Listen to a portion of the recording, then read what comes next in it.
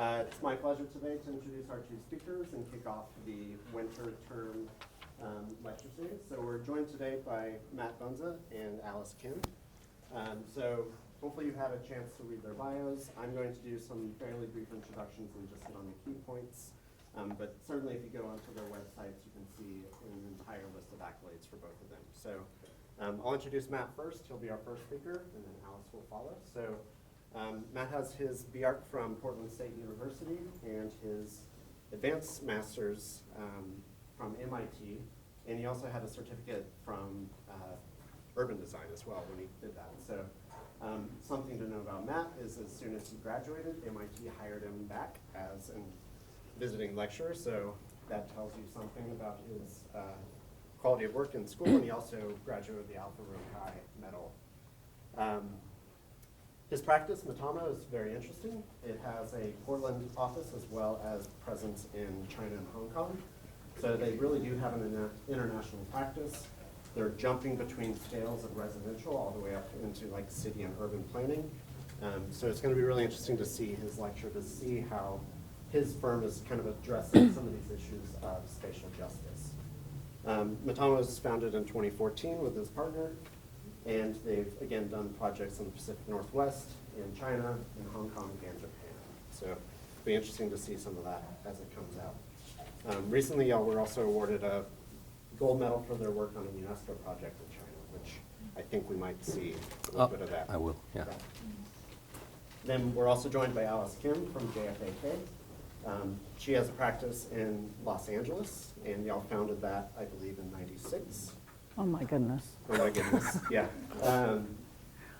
Huge list of accolades. Again, I'm going to hit on some of the key ones, which includes being an AIA fellow, as well as being the chair and director of the USC program, the undergraduate program at USC. So both of them have teaching backgrounds, so I think it's going to be really interesting to see also kind of their take on design and architecture, both from a side of academia as well as out in practice. In LA, they've again done plenty of work, both at small scale and large scale, and they also were awarded the Bruner Prize for Urban Excellence. So I think we might see a little bit of that project as well. So please join me in welcoming our two presenters, and we'll start with Matt's presentation.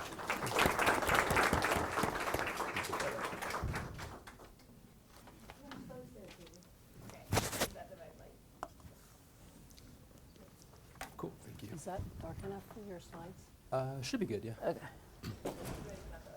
Can you hear me okay? Can anybody not hear me? Talk loudly. Okay.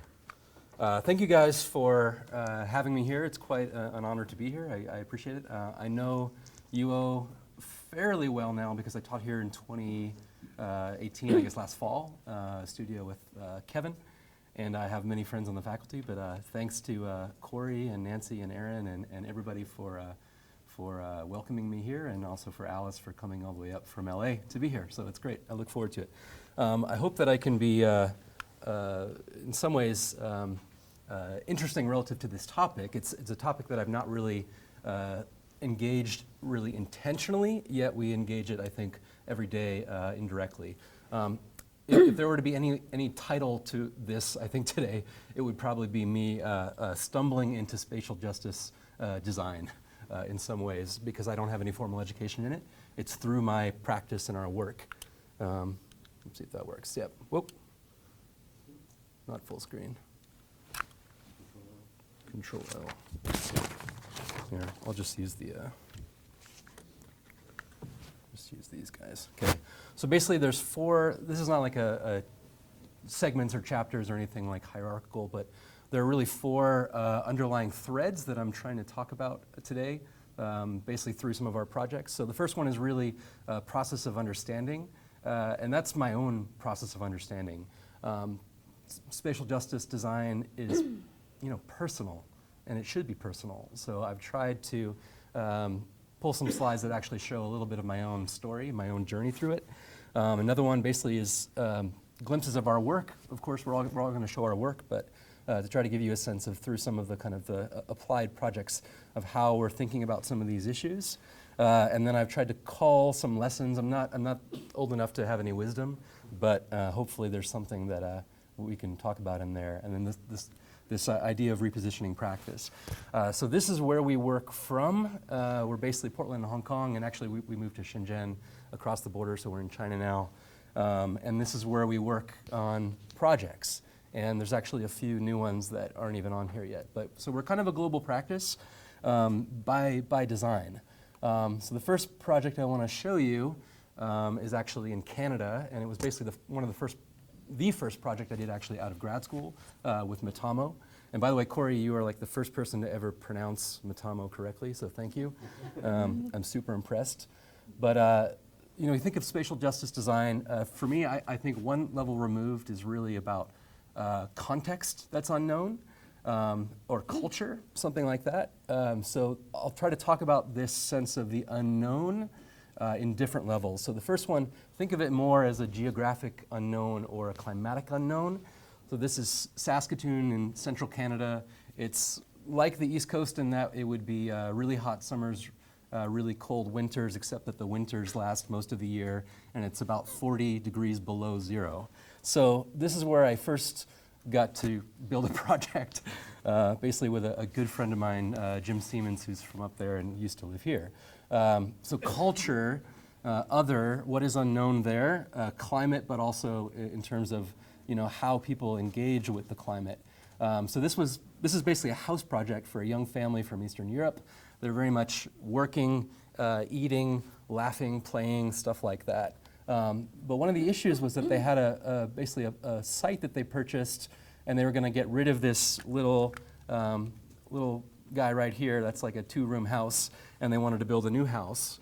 But one of the issues we had first, when you think about an extreme cold climate, is that the site, which is basically right there, is really skinny as far as south, which is down, and then really long. So access to solar energy and things like that. So I'm not going to show you the full design process of any of these projects. I'm just going to go right into what I think are the critical things. So in this one, the first kind of takeaway for me is this concept of basically seeing problems as opportunities. So in our analysis, we basically found that we have narrow southern exposure. We have this massive 2.5-story brand new project right here. So when the sun's coming around the sky, it's blocking our morning light, our early after, or our full morning and part of the kind of the noon light. And then we have a little bit of access to light here. So daylight, energy, things like that. This concept of, this is the second takeaway, design that is people-centric, design that really is about relationships, human situations, and people. So with light, we're looking at, we did this exercise with them where we're thinking about the different times of day, how much light they use, what kind of relationship to light and dark and things like that. We reorganized the program like you typically would do, and among many studies, we filtered it through daylight. You guys may know of this process as daylight programming from your professors, and then basically came up with this idea to use the problem as the opportunity. Simple as that, and I don't really even need to tell you about the rest of the project because it designs itself once you start to figure out these things. So we basically, street side, we laid out a program, step 1, step 2, step 3, ended up creating shifts, and basically the 2 red dots are where the clients spend most of their time. And it was all about connecting them together. Again, I typically would talk about architecture, but to us it's more about the obstacle is the path, so to speak, or it's making problems and the opportunities. So this basically is showing that all the way through the back of the house, they get the sense of this full canopy, they get south light coming through. In an otherwise flat landscape, they get to climb and descend. They have their own topography.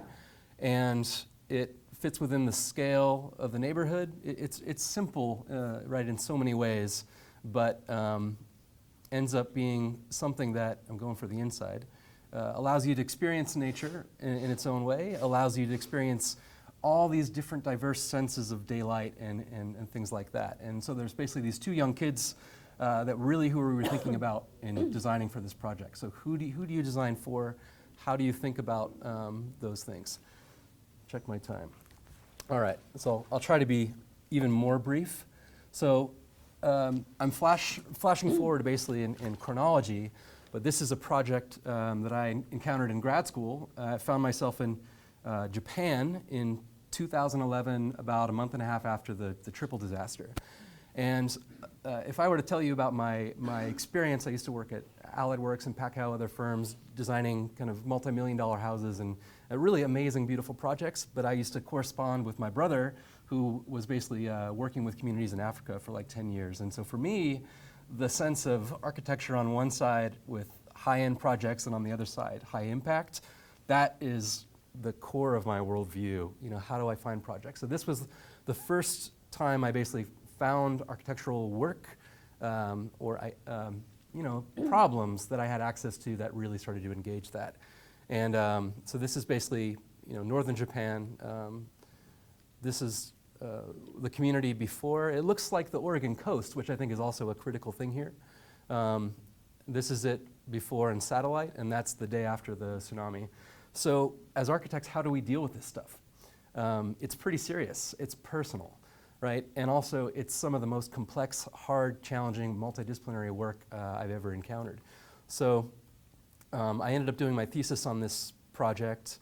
When I was teaching, I brought my students here. I won't talk about this, but it was basically about thinking about these issues and how do you rethink about slopes, which are considered unbuildable, to engage with that stuff. So again, Oregon, the industries, the people, is not so different from here, which was always in the back of my mind.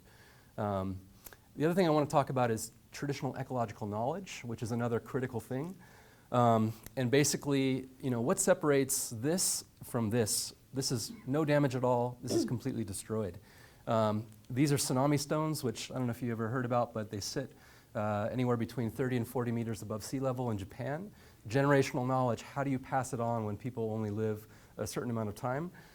Especially at the pace of culture, when, culture and growth, when people are moving and losing their family ties. This leads up to a temple that was basically completely spared. And so these are marks in the landscape in Japan of traditional knowledge. And so I engaged it here before I ever even heard the term, but it really sits with me when we do our projects, every single project. So how do you think about a city that's the new landscape, and this is all returned to the ocean? And ironically, that's what the city used to look like in 400 AD.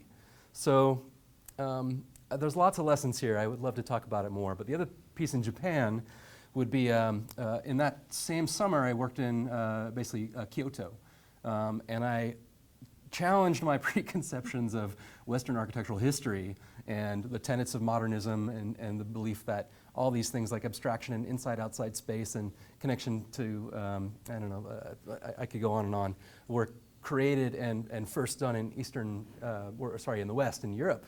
Not so. And I was moved and never got the feels in an environment that I ever have like I was in Kyoto.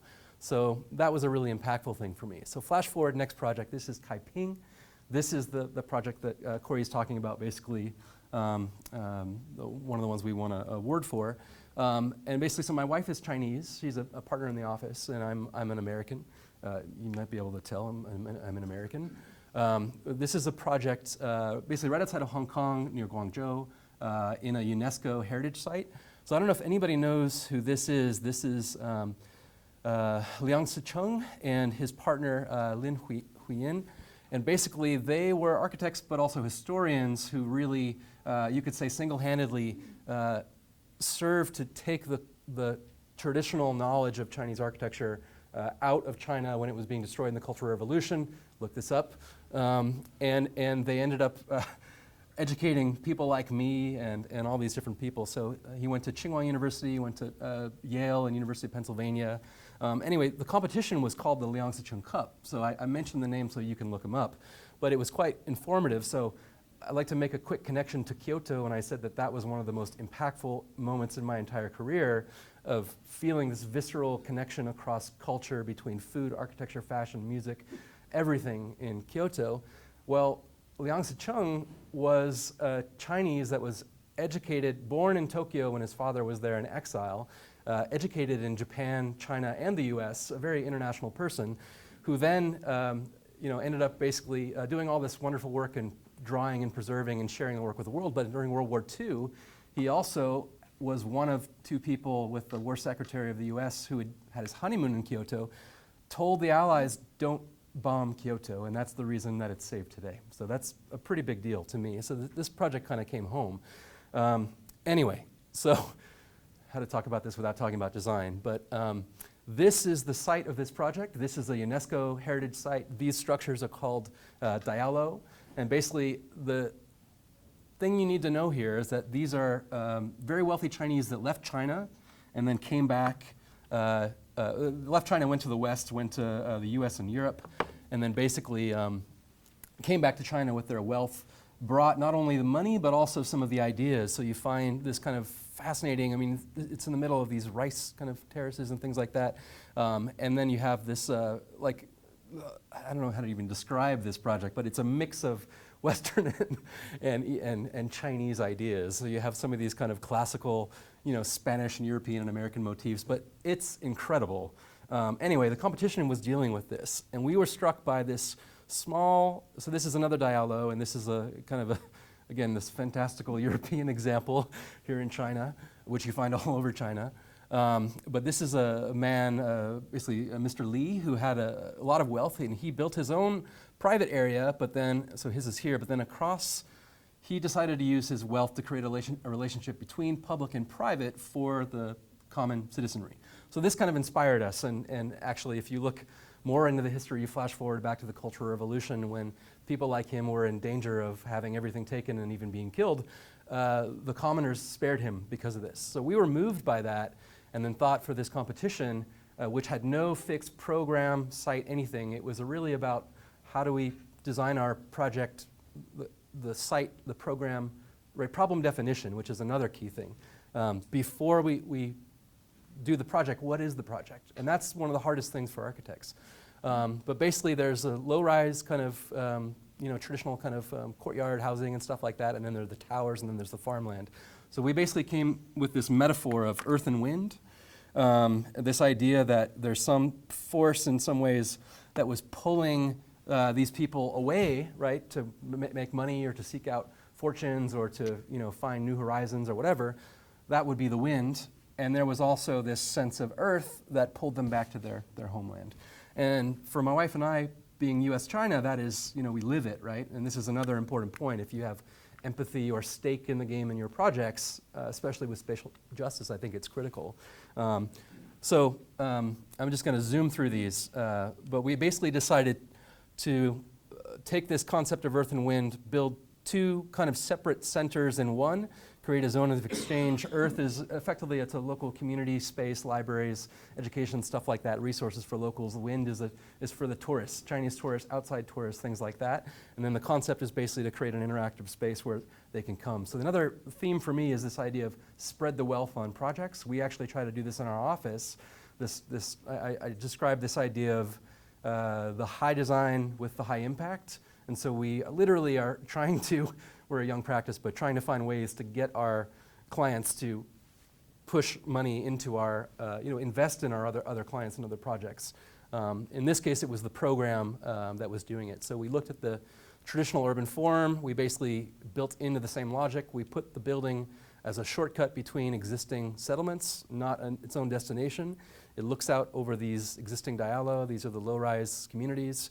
We didn't create anything new. We used the existing form, we studied a lot, and we came up with a kind of hybrid.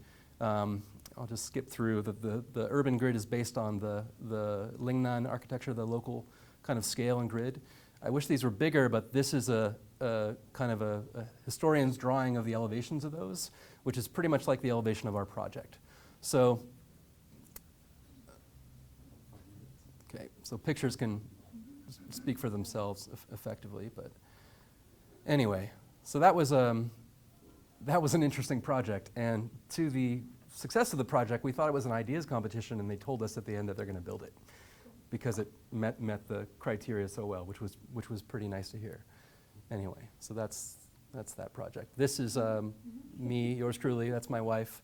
This is Tong Wen-sheng, who was the translator for Mao and Nixon, which is pretty interesting to me. So we met Liang Zicheng's grandson as well.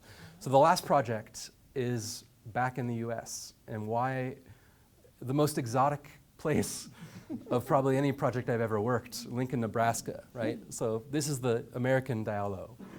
This is the infrastructure of agriculture and industry, right? These massive monumental scales things. These are Pawnee, earth-sheltered, traditional things. You have the sense of, this is culture, right, in some ways, or context, sandhill crane migration in Lincoln, Nebraska. Fast food restaurants that ironically rhyme with my last name. Don't ask. But this project was basically to create a growth plan by 2050 for Lincoln, Nebraska that accommodated like a doubling of the city's population. So we think of urban design sometimes as like water, like a wave. So if a typical city has a center and then it has a crest moving outward. So that's the wave. We know it in Portland. We know it in every American city. We broke down the kind of the urban anatomy in Lincoln and really most Midwestern mid-sized cities to edge, the crest of the wave, the middle, and then the center. And we fundamentally said, why, after a lot of research, why do people like to live in Lincoln? Why is it growing so much? And this is about engaging suburbia, right? Engaging something that most architects don't touch, which is why I'm showing it, but also to say, don't forget the work in your backyard, which I think is really important as we work around the world. But people live here because in Lincoln they love the sense of living life at the prairie's edge, but also having the urban amenities. And so, I'll just be quick. We became the proponents of not only antagonists to the city's development plans, which would basically just grow, and this light gray, it's hard to see on the screen, is what we predict, given current growth rates, will happen. Actually, this will look like a giant crazy blob that will overcome these tiny little quaint satellite towns. So we became the advocates of the minorities in the satellite towns. And we said, how do we not make it so that these get destroyed but still accommodate growth? We said, why can't the city look like this? This is a theoretical project, by the way.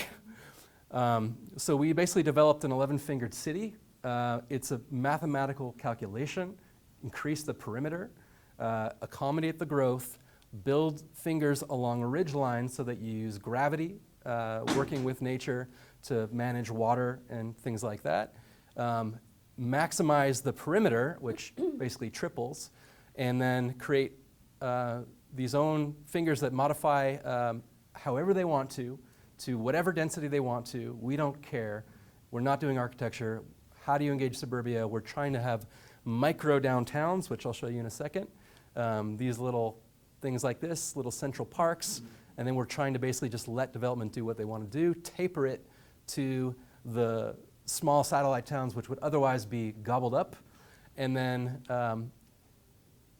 it's kind of ironic because we are directing growth. They don't want to, these people are very different than the people that live out in the satellite towns. This is talking about basically urban landscape.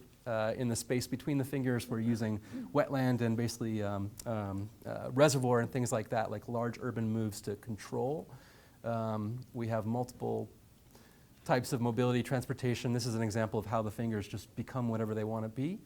But this is, how do you manage growth without, otherwise you're destroying everything that people love about the city. Every where's my overall city? Every wave of the city comes out and just gobbles up the last and devalues the last. So how do you keep value? How do you maximize culture?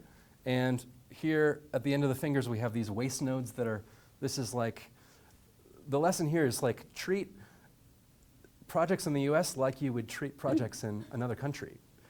And we're actually trying to invite our foreign colleagues back to work on our US projects with us because of outside eyes. So, we're capitalizing on American high school culture, make out points, and that's what you'd see from a city. So that's pretty much it. There's more to share, but these are my culled down lessons that are by no means universal truths, or by no means contain wisdom at all, but it's what I've been able to extract of when we've been forced to learn these things through projects. And this is really dealing with communities and working with people. So thank you guys very much.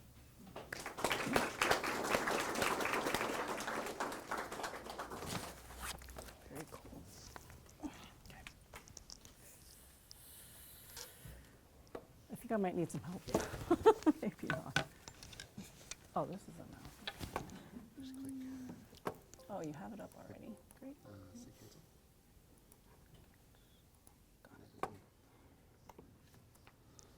All right. Well, I think I went through the same process as you did a little bit. But anyway, first I just want to say that was really inspiring. I think you have a lot more wisdom than you think you do. It was really, really great. I enjoyed that. So I also am very happy to be here. You guys probably don't know, I don't actually think that you know, Corey, that Nancy and I and my partner, John Friedman, were all classmates in graduate school. So we go back a very, very long way. So it's really nice to be here. You need to speak up a little. I do? Okay. All right. Well, this thing is on, but I will start yelling. So I'm going to start by just saying a couple of words about JFAK. So we're located in downtown Los Angeles in a neighborhood called the Arts District, which has been undergoing something of a little bit of a renaissance. As you can see, our studio culture is very open. And I think that this actually just sort of talks to the way we also think about architecture. A lot of our work is actually public, which kind of, I think, ties a little bit into today's discussion or conversation about spatial justice. But this is some of the work that we have produced. But one thing I really want to make a point, first of all, that ultimately we really think that inspiring physical environments are key to making people productive, creative, and happy. So, you know, in the end, it's not about the scale of the work. So we like to do large projects, but we also like to do very, very small projects. It's really more about having the ability and the freedom to express meaning and to improve people's lives, because as architects, that is actually one of the things that we're tasked to do, and it's actually one of the great satisfactions that we have, I think. And it's not an easy profession, and so you have to really look for those satisfactions, and those are the things that keep you going. So in thinking a little bit more about spatial justice over the last couple of weeks, I think that one of the interesting things is to think about what actually makes space just and fair, not just what kinds of programs do we need to have in society in order to have great space accessible to all, but really what are the qualities of actual space and physical environments that make it accessible and just and fair. So that's sort of the question that I was thinking about as I thought about this conversation that we're going to have tonight. So one of the interesting things I think that brings up is, how do you represent space? How do you represent buildings? What do your buildings say, and how do they communicate? Because ultimately that's what's going to draw people in. So representation, of course, as students, that's something that you're all dealing with a lot. I do also have an academic background, as Corey pointed out, so I can't help but also throw in a little bit of history. You did too, Matt. But you know, in older days, representation was used in a very literal way. So if you look at Notre Dame in Paris, the towers are kind of reaching out to the heavens and calling the flock to them. And you have these carvings of the 12 apostles around the doors, and they tell the story of early Christianity. And then you even have the stained glass windows, which are representing religious stories and their lessons. And so, you know, the purpose of the representation was really to not just to educate, but also to exhibit power and to coerce people to come and follow. So it had its sort of more creepy negative aspects to it, but it also had an aspect of kind of drawing people together. Society was much more homogeneous back then, of course. So jump forward to the 20th century, and you have, you know, society has become much more atomized, right? It's much more about the individual, and even your spiritual beliefs and your religion is something that's very much about kind of your own communication with whatever it is, faith that you have. So the architecture has become more minimal, more abstract. This is an early Tadao Ando church. And even though the presence of the cross is very present, it's also created by a void, an absence. So that's kind of interesting. And then you jump forward a little bit more, and you have Ram Koolhaas at IIT at the Student Center in Chicago. And you know, his use of icons and imagery becomes very, very graphic. It becomes literal again, and it becomes very, very much about the surface. And this is sort of, you know, it's a really interesting time in architecture because it's really starting to talk about the facade and representation in that sense. And you know, for about 2 decades, we really have this transition into talking about the facade, sometimes to the exclusion of everything else, where it sort of starts to become a stand-in for the buildings. And this is a Herzog and de Meuron winery. Some of you probably know this project. It's very beautiful, but it really became about that facade and its aesthetic qualities. And you know, they're amazing architects, but they really kind of, it seems to me at least, that they really started to sacrifice looking at the functioning and the planning of their projects, really to focus on this thing. But then we go forward to more contemporary days, and now here we are, and we're facing global warming. We also have all of this amazing technology being developed, and so smart materials, building components, form and technology and building performance are all kind of starting to merge together. So it's a really interesting transition of representation and the facade and what that means for buildings. And this is what you guys are actually looking forward to, this climate to practice in, and I think it's actually really, really fascinating. So, so that was my little kind of spiel on representation and facade and surface. But, you know, getting back to the idea that buildings and spaces really communicate, and they have to communicate, and they have to draw people in, and how do you do that? So I think that another thing that's very, very important for John and me and everybody who works in our office with us and collaborates, and for our clients, is the idea that spaces and environments can really communicate an identity for its user.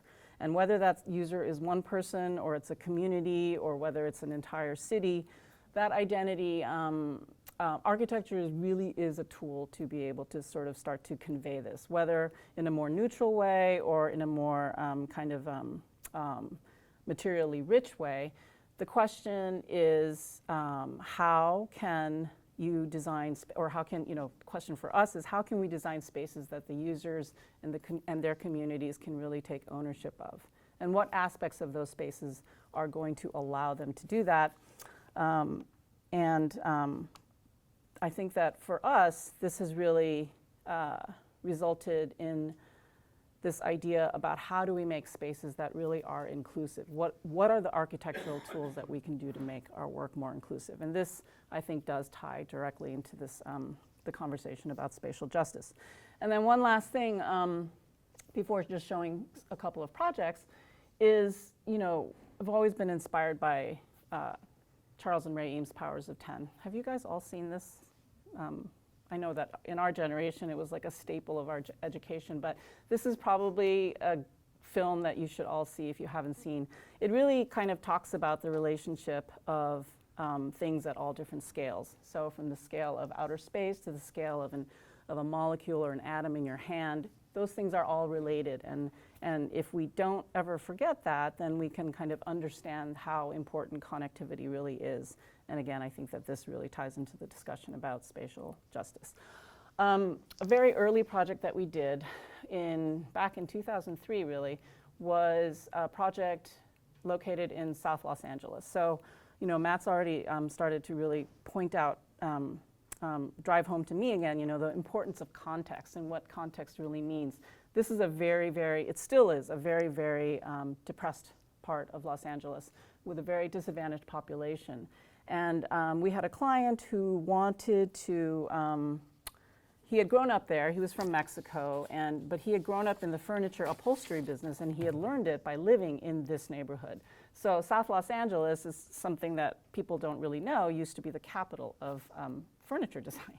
Very, very interesting. So he wanted to create a center for furniture design and showrooms in the middle of South Los Angeles, which was a pretty tough sell. But we took a pair of dilapidated warehouses, and we kind of decided to take a very light touch. It wasn't about high design or making some great piece of architecture. It was really about how do we transform these buildings by kind of just lightly draping stuff over it. So you really just start to bring out the warmth of the existing brick and start to really think about how can we create this kind of oasis in South LA that is also very transparent. So, and still security is an issue, but how can we choose materials for the fencing perhaps that still allows you to see right through the space? And I'm showing this even though it's a very old project, because in a neighborhood where as soon as something is built, it gets graffitied over, it was years and years before anybody touched this place. And that actually said a lot to us. It actually said a lot about the fact that if you come into an existing context and you find a way to respect it, but still add to it in a way that is bringing something new and fresh, hopefully, but also being respectful of the context, that people will in turn respect the work and respect what you've done and actually participate in it. So, you know, neighborhood cafe came into the ground floor and the gates were open a lot of the time and people used that public space in the middle, which is actually a parking lot, to hang out and have events and do stuff. So it ended up being a really good lesson for us, an early lesson in what it really means to create a work that is hopefully inclusive. So, you know, getting back to that question again, what makes physical space actually just or fair? How can you actually define that?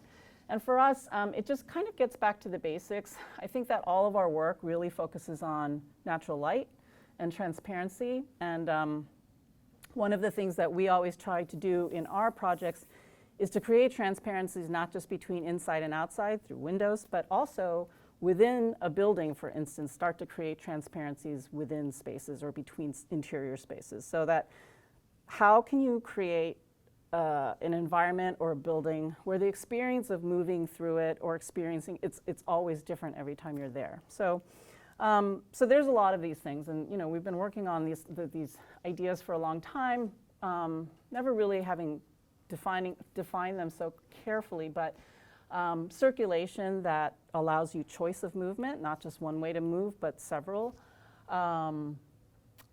Architecture that tells stories and that has a narrative behind it, and always kind of trying to keep a sense of play in the work so that it never really takes itself too seriously.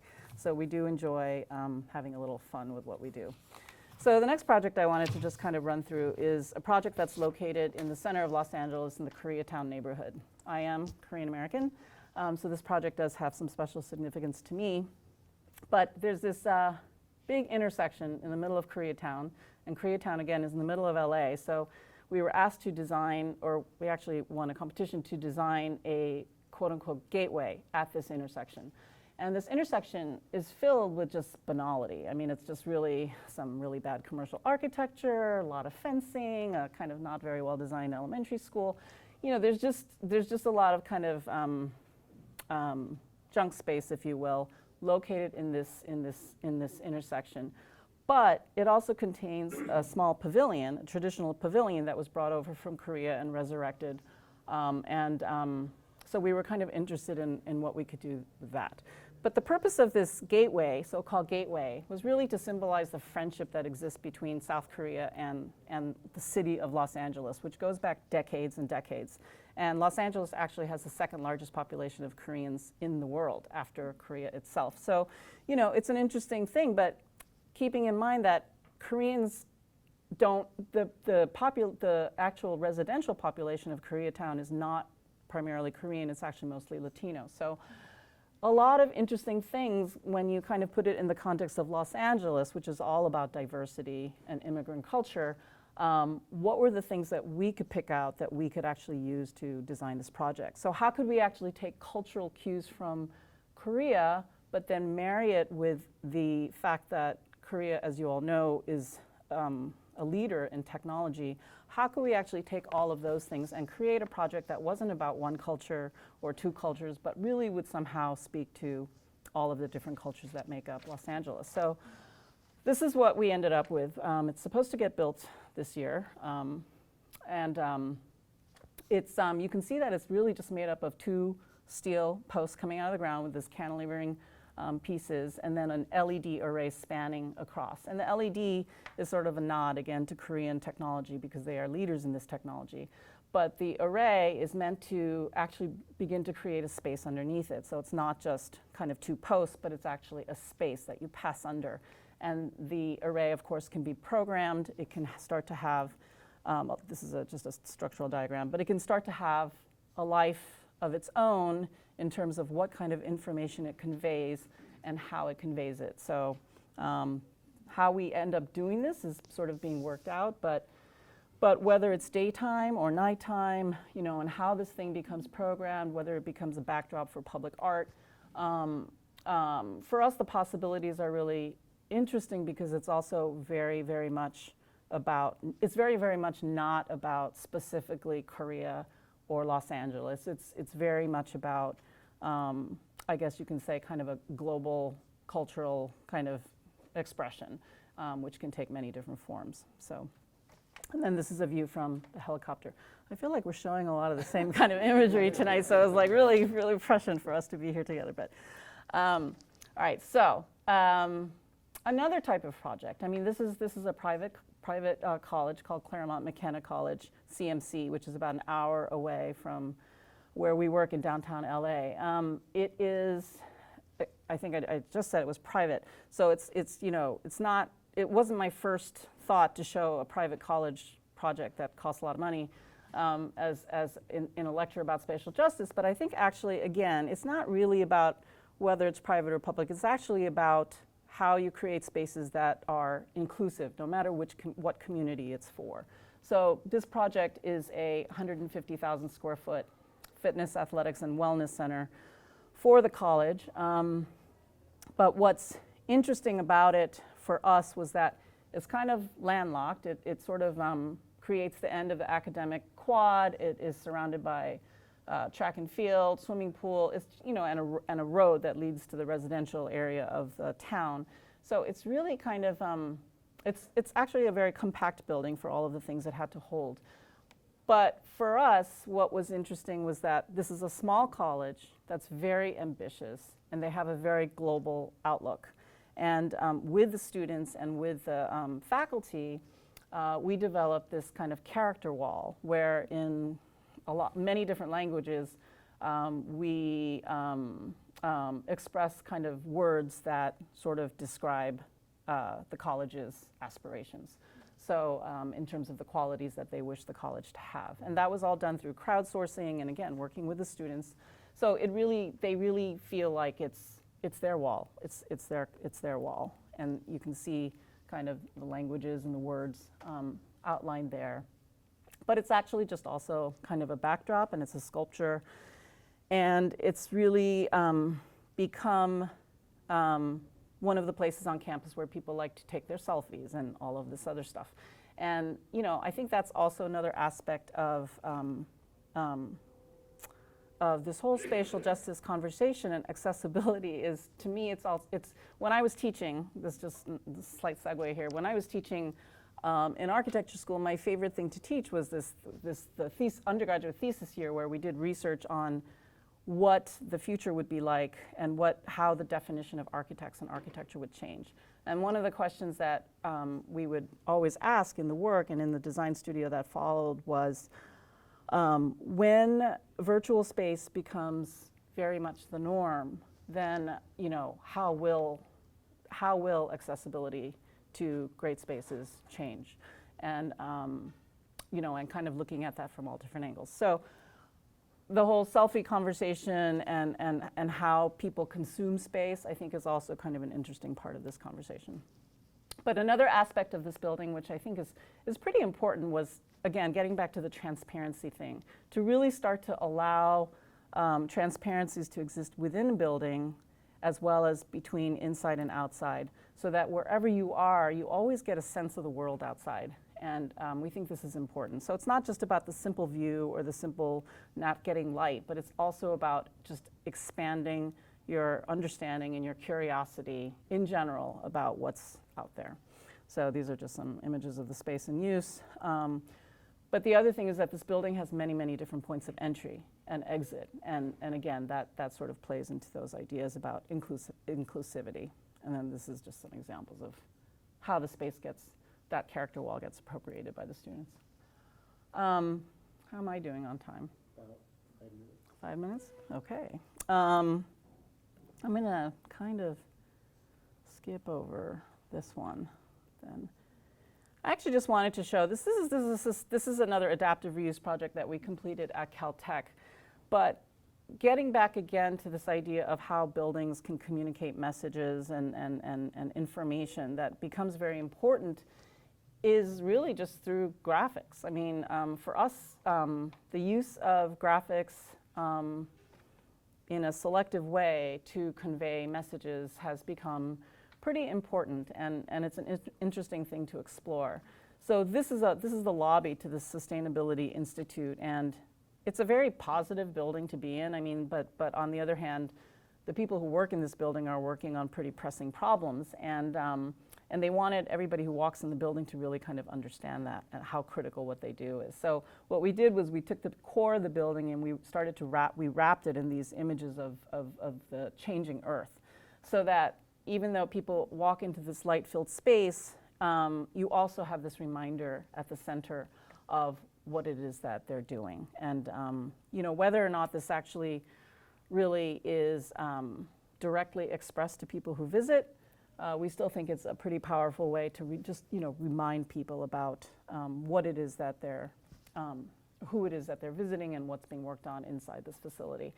And much of the work that they do in this building has to do with light and how to convert that light into energy. And so using the visible light spectrum, the rainbow colors, to kind of provide the accents and the wayfinding and the kind of furniture decisions also became a strategy, so that the whole thing starts to really weave together this kind of narrative about what's going on inside. But always coming back to natural light, transparency, connection back to the outside. Again, just always making sure that people are aware of what's out there. And then the last project I'm going to show is one that is kind of related to the one that I just showed. It's an interesting, large, community-focused incubator for clean technology. And, you know, I think that the way I'm talking is starting to kind of move towards this, I haven't used the word sustainability, but I'll use it now. But I think that sustainability utterly ties into any discussion about spatial justice, because, you know, those who are disadvantaged environmentally are disadvantaged economically, politically, in every way imaginable. And so, you know, they are the ones who have the least access to great space. And so I think it's an important discussion. I also think it's interesting that living sustainably and conserving resources has become such a part of our culture, but it's still part of the kind of our kind of more the educated population's culture. And, you know, how can we then, you know, make this kind of trickle down to everybody out there, who, especially those who need those lessons and resources and education the most. So it's an interesting problem. But this project was to take a big old warehouse and turn it into a center for incubating clean technologies of all kinds. So little startups from like 1-person to 20-person companies would come in here to take their ideas and get them all the way from being an idea all the way to market. So there's prototyping center, classrooms, marketing and legal and business plan writing help. There's a public park. This is actually located in the Arts District, very close to our office. And it's an interesting project because it's a partnership. It's a public-private partnership. I won't look at the plan. And every part of the building is really being used as a kind of a laboratory to test things. So this is a bioswale that runs down the middle of the parking lot. This is a photovoltaic canopy. And then on the inside, you have lights being tested in these funnels to show, you know, to see how well they're going to work. And then you have this green wall, which we're really finding that every building needs to have that selfie moment, and this waiting lounge has become that backdrop for selfie moments, and people really use it, including our mayor, to kind of like, you know, say, I'm here at Los Angeles Clean Tech Incubator, and, you know, look, we're working on, you know, these pressing issues. But anyway, I don't mean to be sarcastic, but the thing that's, I think, interesting about projects like this is, again, it's not about architecture with a capital A. It's actually about doing enough with the design that the place can have an identity, but not doing too much that it's about that. It's not about that. It's actually about creating spaces where people feel comfortable interacting. And I think this project and the first one I showed, the LA Design Center, both won this Rudy Brunner Award 10 years apart because they sort of have the same ideas behind them, I think, about transparency and inclusiveness and somehow opening up to the community. So this is the open space. I'm going to stop there. Okay.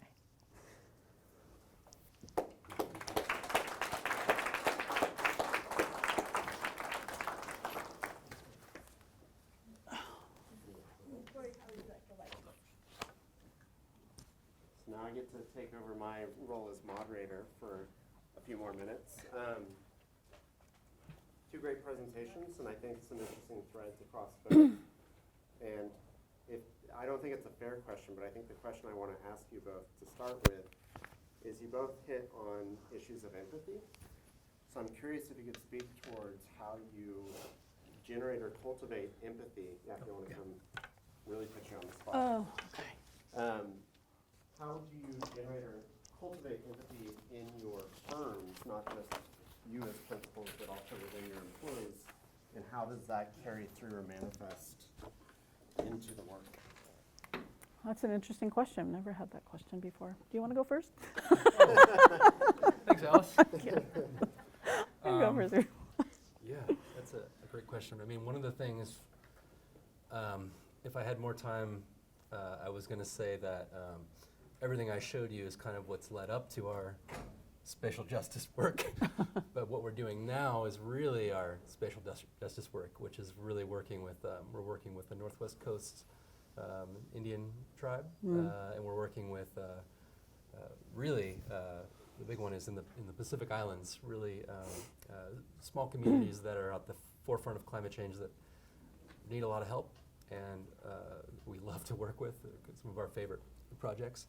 But for those projects, they're the projects that we, to get back to your question, they're the projects that we actually find that are the most fun to talk about. And so it's not that difficult with those projects. For some reason, those projects, they may not be the paying projects, at least that bring in the most money, but they are the projects that we care about. Probably, I should, hopefully my paying clients won't see this. But yeah, I think they have a place in our heart that's a bit different. Part because they're all in amazing locations and they have great people, but you know, like it's the same reason we love to do houses. There's a personal, intimate connection. It's easy to be empathetic. It's also easy to become a marriage counselor when you do houses.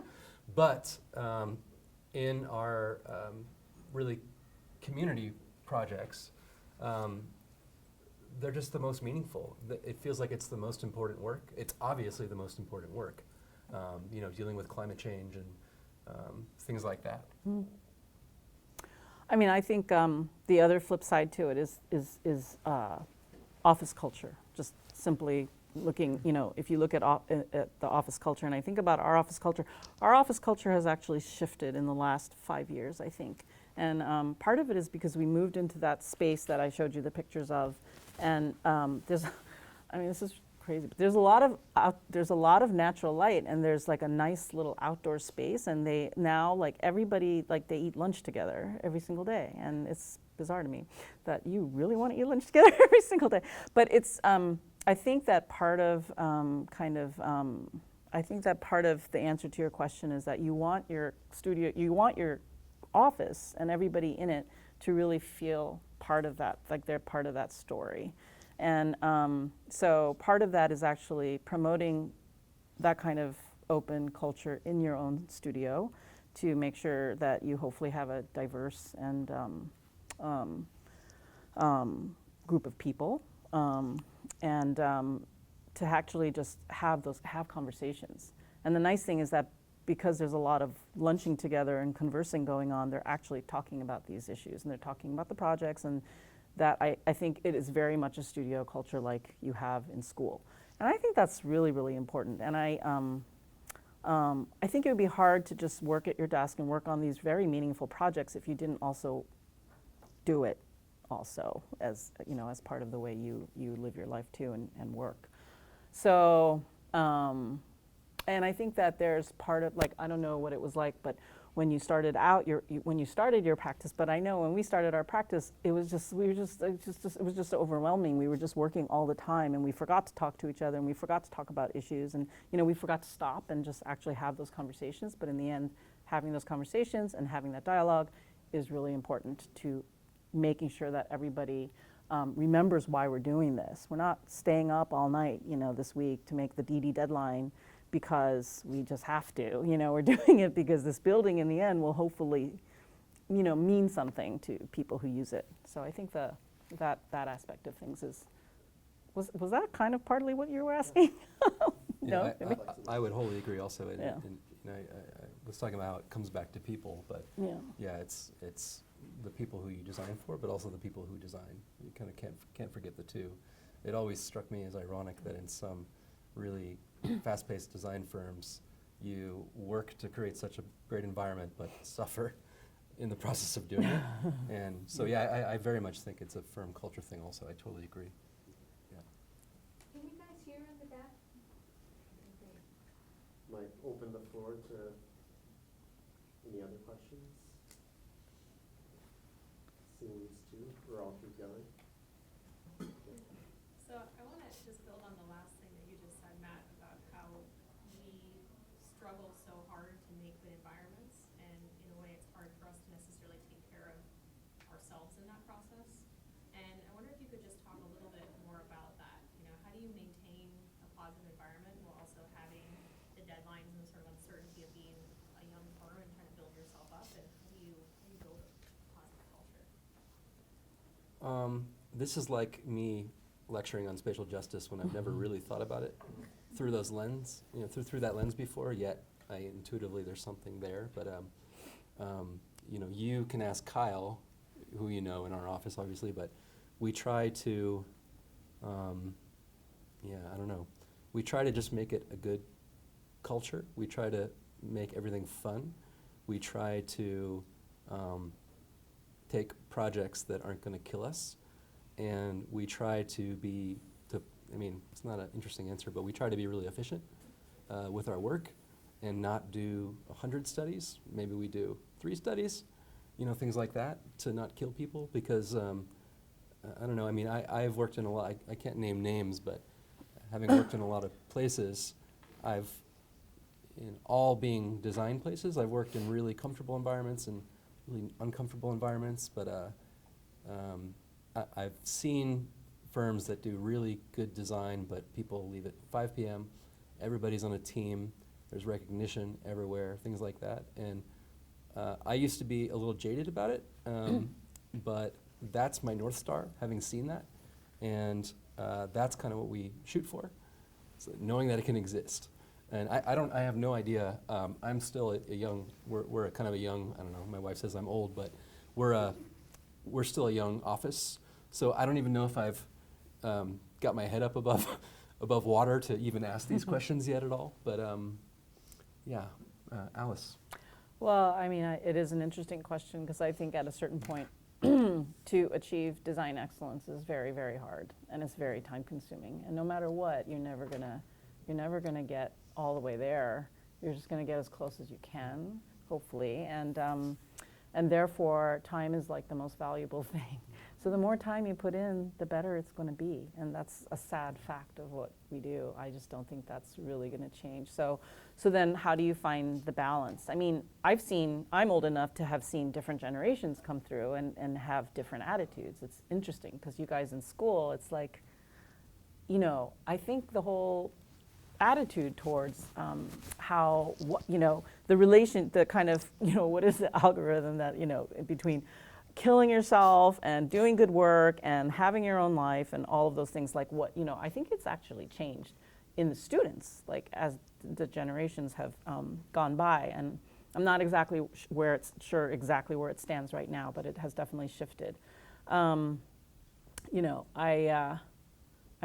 think there's got to be a way where we could get paid more and work less hours, which might mean having larger teams that, we can work less hours if we have larger, well-run teams, right? So, but it's a question that doesn't have a good answer. I think every firm has to find that balance, and, what it is that they're striving for. And I think it usually in a design office, it involves a couple of key people who are holding the standard.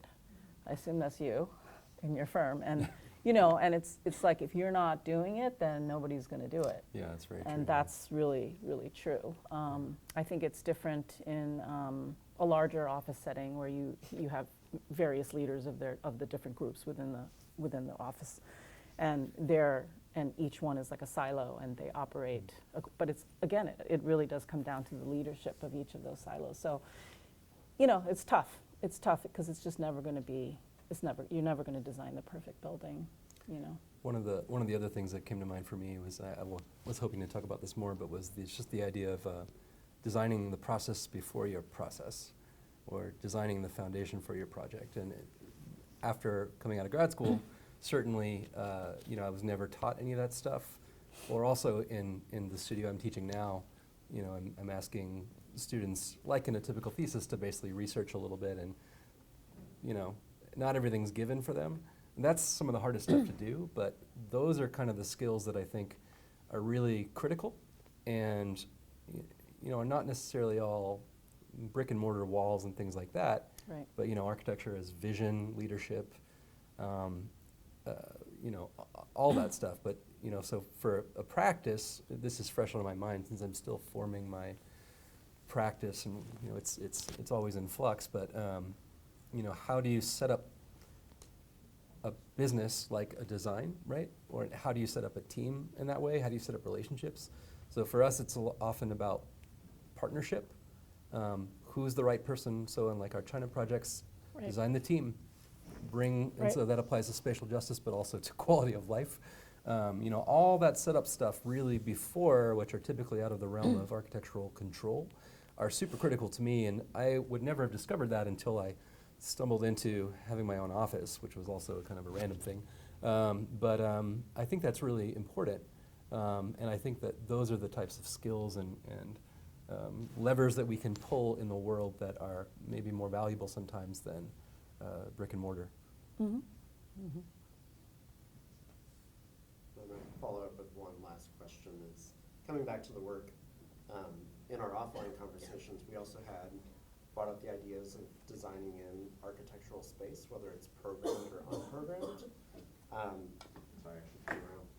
And I'm curious if you find in your design process, if you are able to have the freedom to design good space, if the clients are hesitant, if they're pushing back, or if they're welcoming the idea that you might have open space that's not necessarily serving a particular element of your program.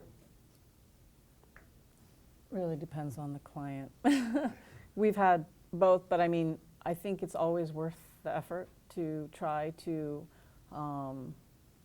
you know, go through that process where you're trying to show or illustrate the value of unprogrammed or interactive or social space, you know, space that's not necessarily has a name on it, but will find so many, that they will find so many uses for. And I actually think in the end, at least institutional and public clients, you know, they really understand this much more than they ever used to. There's so many more good examples of it, for instance, out there in the world that you can point to. And of course, we have all of our own tools. We can show them what will happen. We can project what will happen. We can do scenario planning. We can do all of these things that will actually tell the story. And, you know, I mean, the more we get into the business of doing this work, it's so much about communication, you know? I mean, you guys, when you have your reviews and you tell your, you know, what my project is about this, and here's why, and this is how I've, you know, showing it, it's so much about that. And that the way you communicate your project is just so critical. And so you really want to go through this process with your client. You don't want to be you don't want to be on opposite sides of the fence with your client. You want to be on the same side of the fence. And you'll hear a lot of architects say, oh, there's no such thing as a great project without a great client. That's true in many ways, but you can have a bad client in the beginning that ends up being a great client by the end, and that's the journey that you want to go on. But it's very tiring, and that gets back to your question too. You know, it's a lot of extra work to tell those stories and to make those arguments and to try to do what's right in architecture, that what you know is right and better for the project and won't necessarily cost more money. It's, you know, it's definitely a struggle, but that's the struggle I think that's really worth, you know, worth going through. But yeah, it's hard, you know, so. I agree with all that. The only thing I could possibly add would be also, I guess this is kind of on the heels of my designing before you design thing, but we've had some projects, especially the community projects, we've just created them out of nothing. And basically it's, you know, when projects come with fixed variables already, you have less control. But there's been a number of projects, pretty much all of our work in the Pacific Islands, it was really about forming a relationship first. Over time, there was an item I had up in that list of don't see projects as one-off, embed yourself within the community and see it as a beginning of a long-term process. Those projects have all, unlike every one of our other projects, which does abide by the rule and the question, but all the ones that have been created in some ways of, you know, who's the group, let's put together a team, let's look at some issues, let's find some projects. They've come over a long time, but they have bypassed that. And I don't know exactly why, but it's been a completely different dynamic. So maybe there's a way to usurp the process in some ways, right? By you know, by doing that. But I do completely agree that it all comes down to communication. This idea that architecture is a language, and that it all comes back to people and relationships and communication. And actually, I do think that one thing makes our job a little bit easier in the sense now is, again, I think I might have mentioned this, but you know, in the last decade, there is such a shift towards, you know, we can tie our spatial arguments to performance and metrics and things and you know, and I think that really helps tremendously in convincing people of the value of space and what good space does. And you know, there are studies now, if you, whatever it is that you're designing, you know, let's say it's something about, you know, I don't know, some outdoor space that you want to, you can find ways to not only show or represent what it is that you're proposing and the logic of it and how it fits into the overall mission of your client, but you can actually prove how it will increase productivity and performance, and it'll actually do all these things and it will perform. So I think I really do think it's very interesting, the kind of the shift in the last decade or 2 decades, whatever it's been, you lose track of time too, but you know, how performance and design and culture and technology really have come to merge. And I think, you know, they were all sort of separate before, but now they're all sort of tied together. And I think that makes our job infinitely more interesting, and in some ways makes it an easier sell. You know, I mean, architecture is still hard to sell a lot of times, but I think those things make it a little bit easier. And for me personally, it gives me more of a purpose of why I'm doing these things. Not that I don't like to make extraneous forms too, but if I can actually tie those forms and spaces to some logic of performance or function, then it's that much more meaningful and sellable to the clients too. So. Do you want to pitch your China thing? Oh, I would also, yeah. I'm just looking up this. Are you doing a studio? Yeah, but before I do that, Okay. I was gonna excellent, you're welcome. Yeah. Obviously, we're meant to be best friends, so that's great. But there's a Preet quote about justice that I thought was really interesting, and I just wanted to pick up on this because I was thinking about it in Alice's presentation.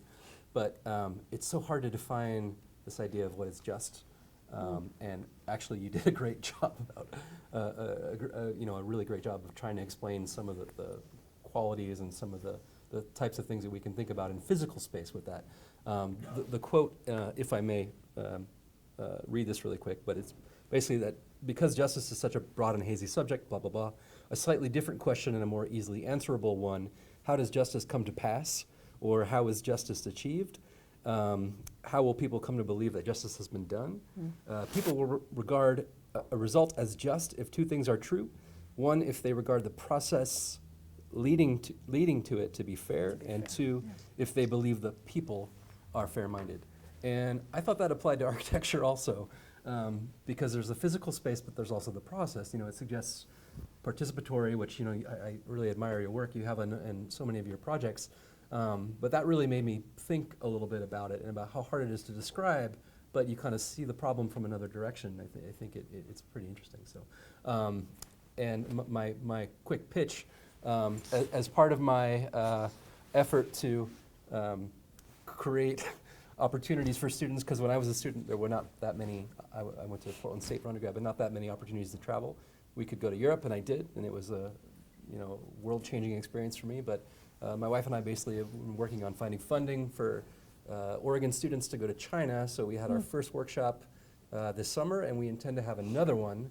And part of it is all paid for. Not all of it, but part of it's paid for in Wuhan, China. So that's coming up, I think, like end of July, last 2 weeks of July. So just put it on your radars if anybody's interested. So we get to do lots of cool stuff. So. Great. Thank you all for joining. I think that's a good note for us to end on. Thank you.